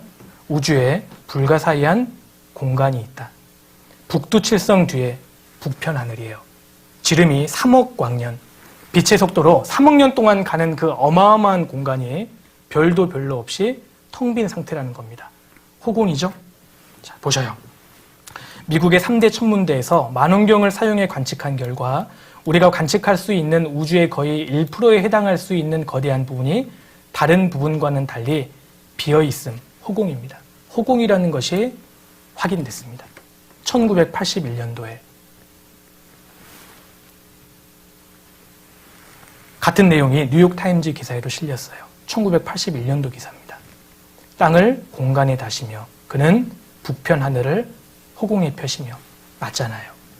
여러분, 이게 3,500년 전의 기록입니다. 제가 여러분들과 같이 중고등학교 시절에 성경을 배우다가 야, 진짜 성경 사실이구나. 야, 진짜 하나님 살아계시는가 실감했던 구절이 있습니다.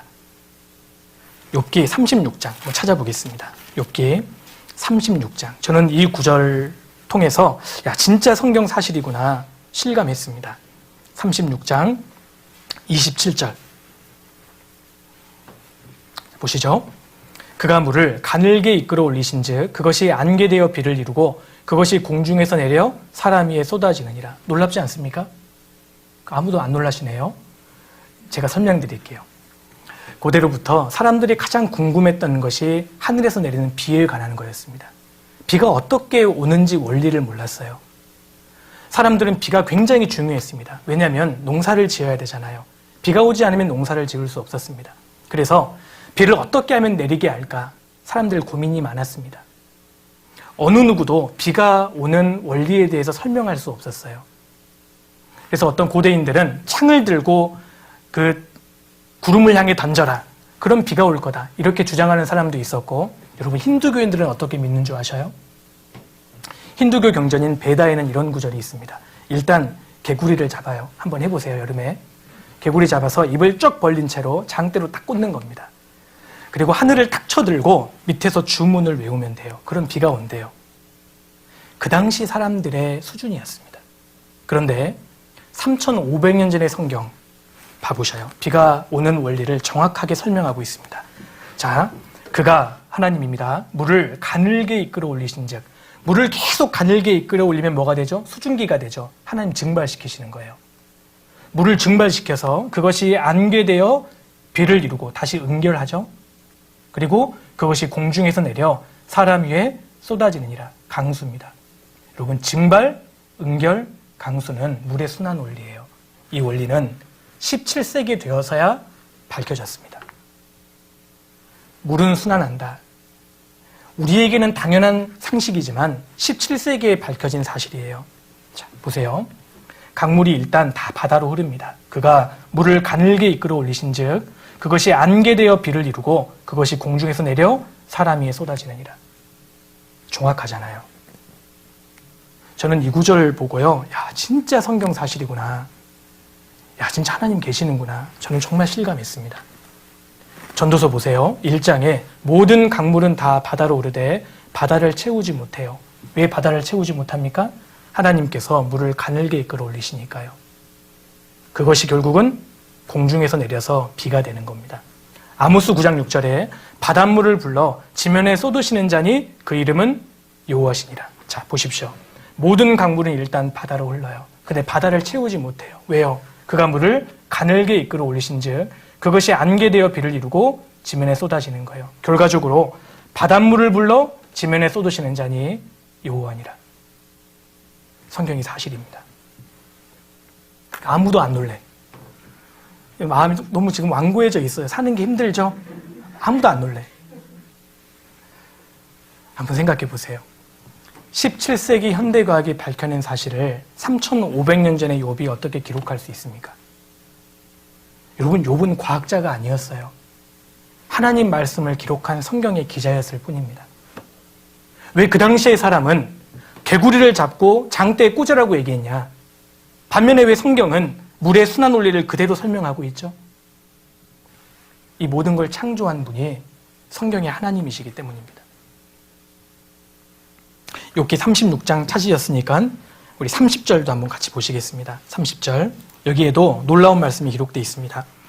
그가 번개빛으로 자기의 사면에 두르시며 바다 밑도 가리우시며 이런 것들로 만민을 징벌하시며 이런 것들로 식물을 풍비해 주시느니라. 이 말씀도요, 오랫동안 잘 이해가 안 됐습니다. 여러분, 하나님께서 번개빛으로 만민을 징벌하신다는 것은 우리가 쉽게 이해할 수 있어요. 지금도 번개가 칠 때마다 사람이 하나님에 대한 경외감을 느끼잖아요. 그런데 문제는 이 구절입니다. 이런 것들로 번개빛으로 식물을 풍비해 주시느니라. 여러분, 이 식물이요, 푸드입니다. 음식이에요. 하나님께서 번개빛으로 음식을 풍성하게 주신다. 이 구절이 어떠한 의미인지를 몰랐습니다. 그런데 현대과학이 밝혀냈어요. 자, 보셔요. 공기 중에 질소가 78%나 있고 산소가 21% 있습니다. 사람들은 공기 중에 왜 이렇게 질소가 많은지를 몰랐어요.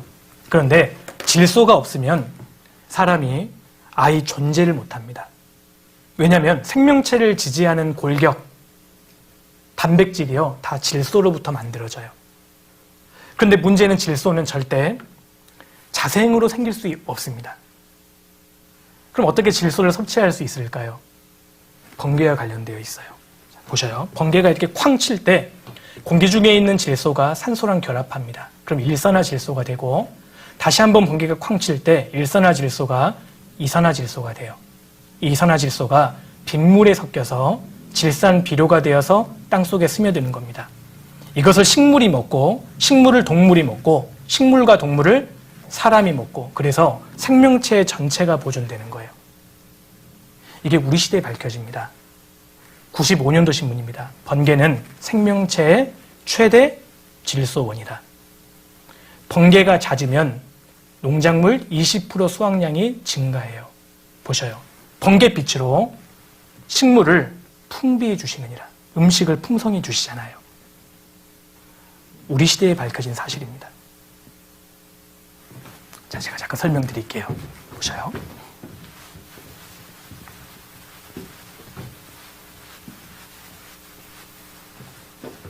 인간의 역사를 이렇게 도표로 그려볼 수 있습니다. 예수님이 이때 오셨고, 우리는 2021년도를 지금 살고 있죠. 욥기 성경은 언제 기록됐냐면 지금으로부터 3,500년 전에 기록이 됐어요. 그러니까 예수님이 오시기 1,500년 전에, 지금으로 따지면 3,500년 전에 기록된 성경이 욥기예요. 그런데 지구에 물이 순환하고 있다는 원리를 밝혀낸 것은 17세기입니다. 북편 하늘이 허공이라는 사실이 밝혀진 것은 1981년도예요. 여러분, 번개가 쳐야만 음식물이 풍성해진다는 사실이 밝혀진 것이 1995년도예요. 우리 시대에 밝혀진 겁니다. 그런데 3,500년 전에 기록된 욥기 성경이 어떻게 현대과학이 밝혀진 사실을 그대로 진술하고 있죠? 또 안 놀래. 또 안 놀래. 이 안 놀래는 모습 보고 제가 지금 놀라고 있어요. 그죠? 성경의 하나님이 이 세상을 창조하신 창조주라는 증거가 되는 겁니다. 한 구절 더 보실까요? 욥기 38장 찾겠습니다. 욥기 38장. 우주에 대한 내용도 성경에 많이 기록되어 있습니다. 욥기 38장 31절. 여기도 참 놀라운 말씀이 기록되어 있습니다. 자, 보셔요. 내가 묘성을 매어 떨게 되게 하겠느냐? 삼성의 띠를 풀겠느냐? 하나님께서 욥에게 하신 말씀입니다. 그런데 이 말씀도 오랫동안 잘 이해가 되지 않았어요. 하나님께서 뭐라고 하셨습니까? 묘성이요, 떨게 되어 있다는 거예요. 그리고 삼성의 띠가 풀려 있다는 겁니다. 자, 밤하늘에 보면 이게 묘성이에요. 플레이아드에서 성단이라고 기록되어 있죠? 묘성입니다. 그리고 이게 삼성이에요. 오리온 자리에 벨트에 해당되는 세 개의 별이 삼성입니다. 그런데 성경의 기록은 사람의 눈으로 본 것과는 반대로 기록되어 있어요. 묘성이 떨게 되어 있다 그랬죠. 그럼 묘성을요, 사람의 눈으로 보면 7개 정도로 보입니다. 근데 떨게 되어 있대요. 떨기가요, 포도송이 같은 거예요. 멀리서 보면 한 개인데 가까이 보면 여러 포도 알갱이가 있잖아요. 이게 떨기입니다. 묘성이 떨게 돼 있다는 거예요. 그런데 보셔요. 플레이아데스 성단 묘성입니다. 3,000개가 넘는 별을 포함하고 있어요. 떨기별이에요. 우리 시대에 밝혀낸 겁니다. 1972년도에 허블 만원경이 발명되었고 그 만원경으로 보니까요. 묘성이 떨게 돼 있는 거예요. 묘성이 7개 정도로 보이는데 사실은 떨기별이었던 겁니다. 그리고 삼성의 띠를 풀겠느냐라고 말씀하셨죠? 오리온 자리에 벨트에 해당되는 부분이 삼성입니다. 근데 삼성은 사람의 눈으로 보았을 때 항상 같이 다녀요. 그래서 중력적으로 묶여 있다고 생각했습니다. 그런데 만원경으로 보니까 자, 보셔요. 삼성은 묶여 있지 않다. 즉 띠가 풀려 있다. 맨눈으로 보면 이 별들이 서로 가까이 있는 듯이 배나 실제로는 각각의 별들이 굉장히 멀리 떨어져 있으며 함께 모여 있지 않다.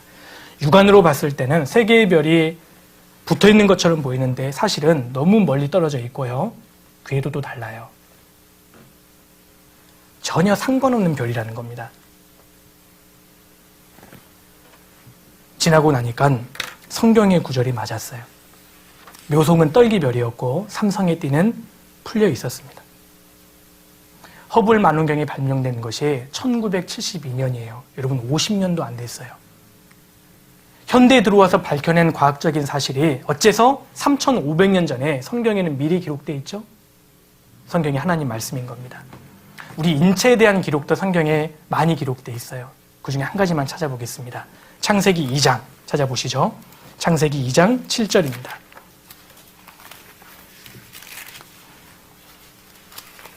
화면 보셔도 되겠습니다. 창세기 2장 7절. 자, 보십시오. 여호와 하나님이 흙으로 사람을 지으시고 생기를 그 코에 불어넣으시니 사람이 생명이 된지라. 생명이 주어진 겁니다. 그런데 하나님께서 사람을 만드시는데 뭘로 만드셨다고요? 흙으로 만드셨대요. 이것도 이해가 안 됐습니다. 여러분 머리카락은 나일론 같이 보이잖아요. 손톱은 플라스틱 같죠? 여러분 치아는 에나멜 같아요. 근데 어떻게 사람이 흙으로 만들어졌습니까? 우리 시대에 밝혀집니다. 자, 보세요. 18세기 말엽에서 19세기 초에 이르러서야 비로소 원형질과 광물질을 과학적으로 분석하는 기술이 개발되었다. 인체를 구성하는 광물질을 화학적으로 분석해 본 결과 흙과 같은 물질이라는 사실이 밝혀졌다. 하나님이 사람을 흙으로 만드신 게 맞습니다. 자, 흙의 성분이죠. 산소, 탄소, 수소, 질소, 칼슘, 인, 카리, 마그네슘, 철. 인체의 구성요소, 산소, 탄소, 수소, 질소, 칼슘, 카리, 인, 철, 마그네슘. 성분이요. 흙의 성분이에요. 똑같아요. 사람 인체에 그래서 철이 있죠. 그래서 철분이 많이 든 사람은 철들었다 하는 거예요. 고개 끄덕이시면 안 되고 웃어야 분위기 좋아집니다. 자, 편집하고 다시. 사람 몸에 철분이 많이 든 사람 보고요. 철들었다고 하는 거예요. 네. 굉장히 만족스러워요. 흙의 성분이라는 겁니다. 그런데요. 자, 사람을 흙의 티끌로 만드셨다. 이것이 구성 원소로 우리 시대에 증명이 됐어요. 이 사람의 인체, 흙이잖아요. 이 성분을 돈으로 환산하면 5,000원도 안 됩니다. 사람의 가치는 육체에 있는 게 아닙니다. 그런데 왜 하나님께서는 사람을 이렇게 귀하게 봐주실까요? 답이 창세기 1장에 있어요. 창세기 1장, 그 옆장이죠. 1장 27절입니다. 27절, 하나님이 자기 형상, 곧 하나님의 형상대로 사람을 창조하시되 남자와 여자를 창조하시고 하나님이 그들에게 복을 주시며. 하나님께서 사람을 창조하실 때 자기 형상, 곧 하나님의 형상대로 사람을 창조하셨어요. 하나님의 형상대로 사람을 만드셨다는 말은 하나님도 팔 2개, 다리 2개, 몸 하나 있으시구나, 그런 뜻이 아닙니다. 하나님의 형상대로 사람을 만드셨다는 것은 하나님은 영이라고 말씀드렸죠? 사람을 영적인 존재로 만드셨다는 뜻입니다. 저와 여러분이 존귀한 이유는 우리 안에 영혼이 있기 때문이에요. 하나님은 우리를 영적인 존재로 만드셨습니다. 욥기 4장에 하물며 흙집에 살며 티끌로 털을 삼고 하루살이에게라도 눌려 죽을 자이겠느냐. 우리는 흙집에 살고 있어요. 여러분, 저와 여러분의 육체가요, 사실 흙집입니다. 고린도후서 5장 1절에 만일 땅에 있는 우리의 장막집이 무너지면 하나님께서 지으신 집, 곧 손으로 지은 것이 아니요 하늘에 있는 영원한 집이 우리에게 있는 줄을 아나니. 여러분, 이 말씀에서 우리의 장막집, 이게 바로 흙집입니다. 우리 육체예요. 우리 흙집이, 육체가 무너지면 그 말은 죽으면 그 뜻입니다. 우리의 육체가 죽으면 어떻게 되느냐? 하늘에 있는 영원한 집이 우리에게 있는 거예요. 제가 잠깐 설명드리겠습니다. 우리는 지금 흙집에 살고 있어요.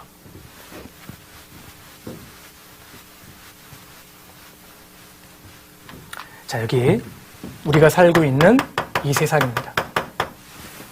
저와 여러분은 이 세상에 살아가면서 흙집에서 살고 있습니다. 흙집의 유효기간은 몇 년이에요? 100년도 안 돼요. 그죠?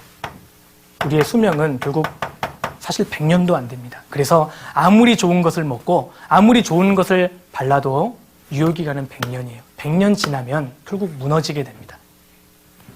여기 집이 있어요. 여기 그리고 사람이 살고 있습니다.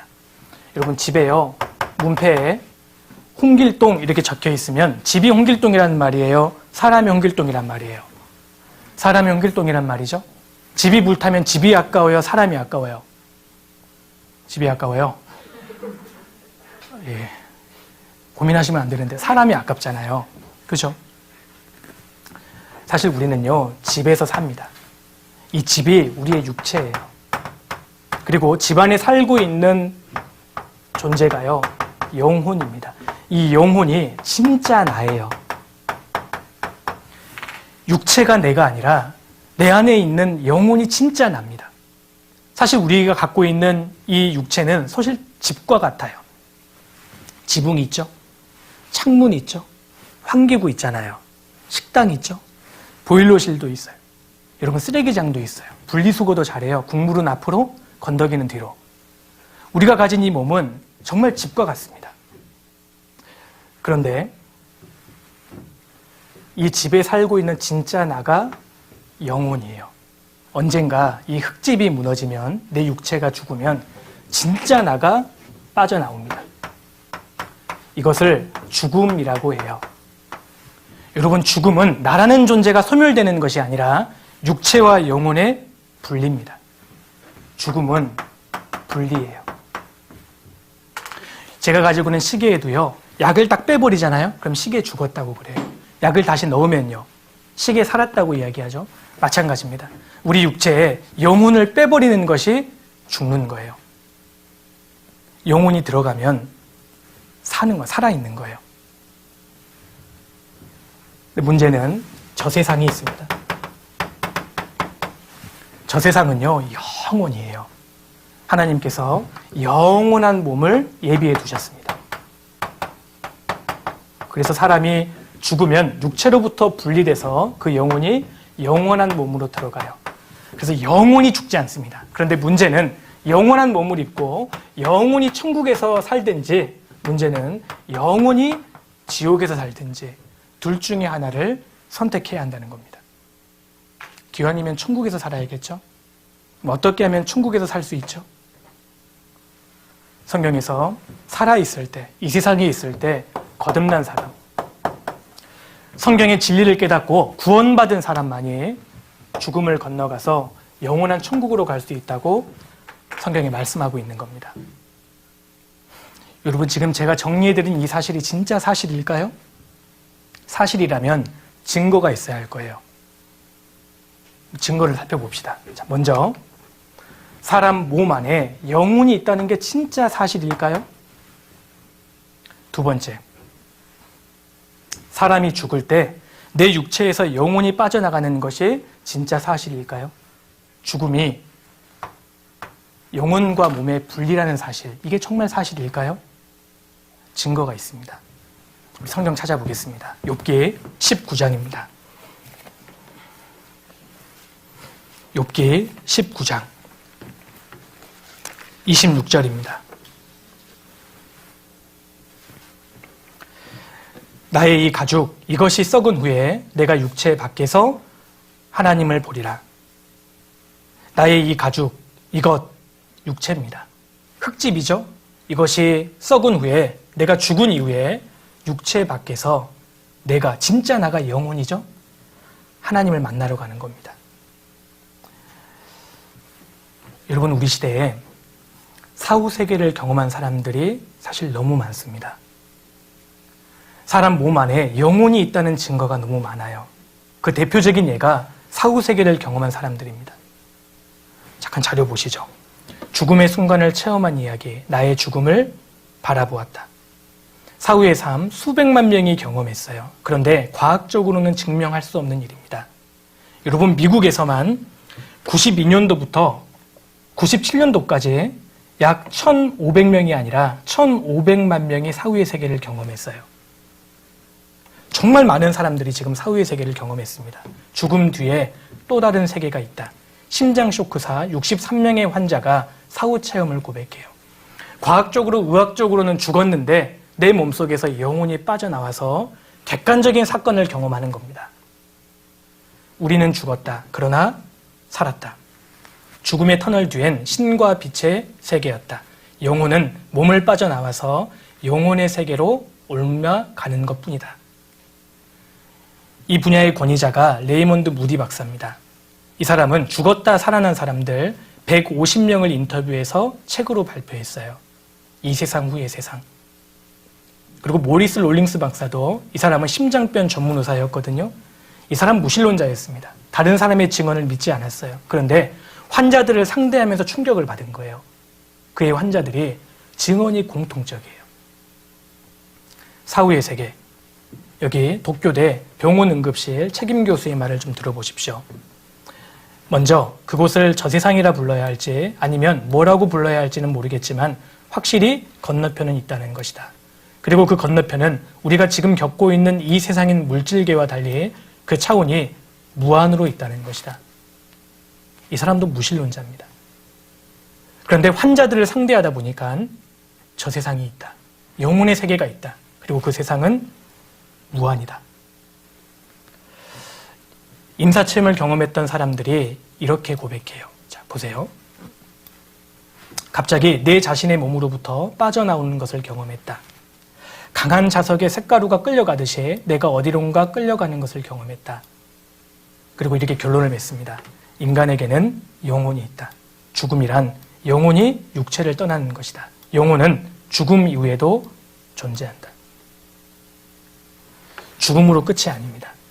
사람이 죽을 때 육체와 영혼이 분리되는 거예요. 육체에 영혼이 이렇게 빠져나가는 겁니다. 이것을 경험한 사람들이 너무나 많아요. 제가 영상 하나를 보여드리겠습니다. 사람에게는 영혼이 있습니다. 그리고 머지않아 저와 여러분도 이 사실을 경험하게 될 거예요. 사람에게는 영혼이 있어요. 사람은 짐승보다 힘이 세고 오래 살아서 존귀한 것이 아니라 하나님의 형상인 영혼을 가지고 있기 때문에 사실 존귀한 존재입니다. 영혼이 있기 때문에 저와 여러분은 사실 존귀한 존재예요. 그 영혼이 있으니까 우리는 하나님을 느끼고 하나님을 알고 하나님과 올바른 관계도 맺을 수 있고 하나님이 주시는 신령한 축복을 받을 수 있습니다. 그런데 어떤 철학자가 말하기를 현대인은 죽었다. 우리 시대는 정말 안타까운 시대예요. 왜요? 생각하지 않은 시대입니다. 그냥 이 세상에 태어나서 짐승처럼 살다가 죽으면 그만이라고 생각하는 시대. 사람과 짐승은 다릅니다. 유일하게 하나님을 느끼고 하나님과 올바른 관계를 맺고 하나님께 신령한 축복을 받을 수 있는 존재가 유일하게 사람이에요. 하나님께서는 그 복을 내게 주시려고 나를 만드신 겁니다. 그렇다면 여러분은 그 복을 받으셨습니까? 하나님이 내게 주시려는 진정한 축복이 있습니다. 요즘 코로나19 때문에 기독교, 교회에 대한 인식이 너무 좋지 않다라는 것 잘 알고 있습니다. 그러나 이 한 주간의 집회는 여러분을 기독교인으로 만들려고 하는 목적이 아닙니다. 바로 내 문제, 내 인생의 근본적인 문제를 함께 고민해 보자는 겁니다. 이번 성경 강연회에 토요일까지 빠지지 않고 참석해 준다면, 그리고 열린 마음으로 들어준다면 여러분도 그 문제에 대한 답을 찾게 될 겁니다. 성경 강연회에 참석하는 날마다의 2시간의 시간은 여러분의 인생에서 틀림없이 없어서는 안 될 귀중한 시간이 될 거라고 믿습니다. 같이 기도하겠습니다. 하나님 감사합니다. 저에게 성경을 배울 수 있는 기회를 주시는 것 감사드립니다. 참석하는 모든 분들 마음을 열어주시고 한 분도 빠짐없이 구원함을 받을 수 있도록 주님 도와주시옵소서. 이번 한 주간 집회의 시종을 주 성령께 의지합니다. 저희를 언제나 사랑하시는 예수님 이름으로 기도드렸습니다. 아멘. 내일 뵙겠습니다.